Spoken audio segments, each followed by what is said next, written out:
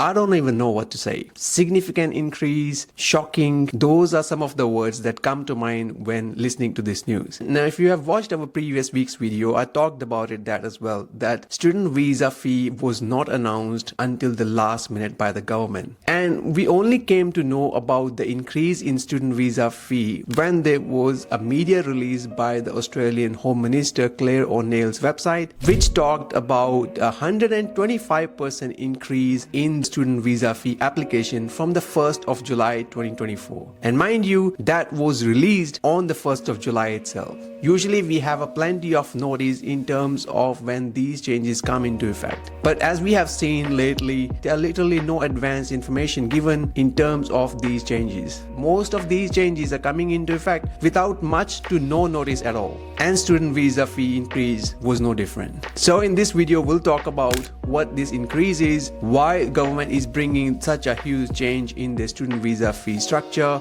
how does it compare with other countries in terms of the student visa fee application, and also will give you final thoughts to wrap up the video. So make sure to stick around till the end of the video. The first thing first, how much is the increase? So in the previous financial year, students were paying 710 Australian dollars to apply for a student visa. Now the government has increased it to $1,600. Yeah, you are hearing it right. More than double. An important thing to keep in mind is that this fee is actually non-refundable, which means that if you apply for a student visa and Department of Home Affairs reject your application, that means you're not going to get this money back. And considering 1 in 4 applications has been rejected over the last few months, it is becoming quite a tricky thing for international students to apply for a student visa for Australia. And with the student visa application fee increased, it seems like government don't want students to come here, or they just want elite students to come and study here. Not only student visa fee has been increased, but if you are going to bring your family, your partner, your kid, or if you're going to apply for another student visa,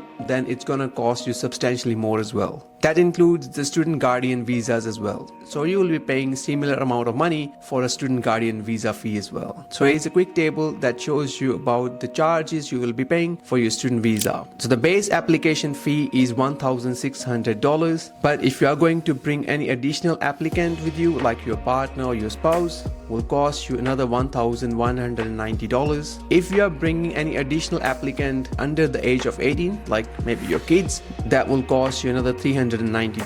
And if you are going to apply for another student visa, there is a subsequent temporary application charge for $700 plus your student visa fee. So that's a substantial amount of money if you're going to apply for your second or the third student visa in case you plan to study further in Australia after completing your course. Apart from that, as I mentioned, student guardian visa fee has also increased to $1,600, and if you're going to apply for temporary graduate visa, that has also increased to $1,920. You might be wondering why such a huge change. According to the statement released by the Minister of Home Affairs, there are 3 main reasons they are mentioning in this statement. That includes funding of the University Accord, which is to help the local domestic Australian students, providing them with the fair HEX system, which is like a loan program for the domestic students only, providing paid practicals to some of the courses, which again is for domestic students as well, and last but not the least is fee-free uni-ready courses, again for domestic students only. Another thing they are planning to fund is vocational education, specifically financial support for apprentices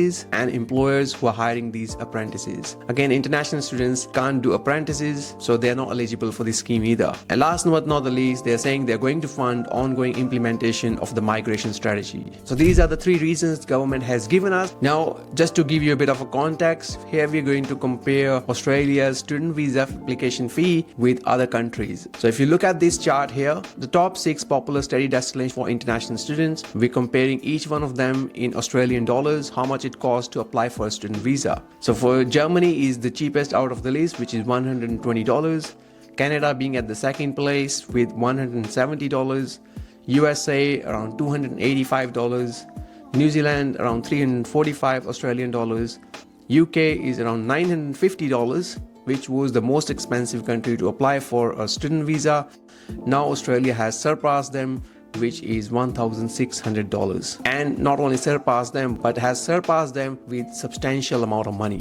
By this you can clearly see that Australia has become the most expensive place for a student visa application fee among all other study destinations for international students. Now, just to quickly give you an overall thought on all this, as I mentioned earlier, that everyone who works in the international education industry was shocked with this decision, the decision that could potentially harm Australia's own international education exports. For those who don't know, Australia's international export is worth more than $36 billion in the financial year 2022-2023, and this move has been widely criticized by educational institutions, immigration experts, and industry experts as well. And personally speaking, I also don't agree with this increase as well. Yes, we were expecting some increase in the student visa fees, which happens usually at the start of financial year anyways, but this is such a huge jump considering that only a couple of years back Australian government was refunding student visa fees to international students to entice them to come to Australia for studies. But that has changed quite significantly in the last couple of years, and as you might have heard that international students and migrants have been blamed for Australia's housing crisis and cost of living crisis, and instead of coming with other better policies, Australian government has decided to take probably an easy route to slug international students with hefty student visa fees as if they are not already paying 4 to 5 times more money than the domestic or local students. With such a high student visa application fee, and considering it's non-refundable, and with the high student visa rejection rates, it has become a gamble for international students to apply for a student visa for Australia. And as I always mention to you guys as well, if you're planning to study abroad, you will need to do a proper research to see which country suits better for your needs. Make sure to research on all the possible destinations and see which country is giving you better return on your investment, as you are spending heaps of money to study abroad. And that's not it.